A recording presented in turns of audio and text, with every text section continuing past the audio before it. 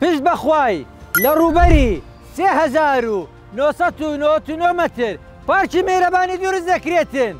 بیرەکی ئاویشی لەناو دەبیتن، شوێنی حەوانەوە لۆ نەخۆش و هاوڵی نەخۆش و کارمەند و دکتۆرەکان دروست دەکەین لەگەر هەموو خەڵکی دەتانن بێن سوودمەند ببن لە پارکی میهرەبانی، چکە میهرەبانی هی هەمووانە لۆ هەمووانە نەخشەی بیتن لە گەراجەکەی میهرەبانیش تاوەکو بە ئاسوودەیی سیارەکەی ڕابگرن و پێشکەشی بکەین بە نازداران و یەتیمانی شاری هەولێرێکە.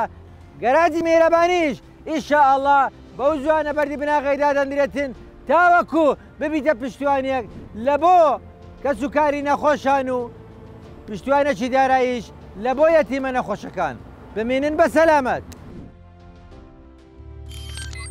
میهرەبانی دڵسۆزی و لێزانی.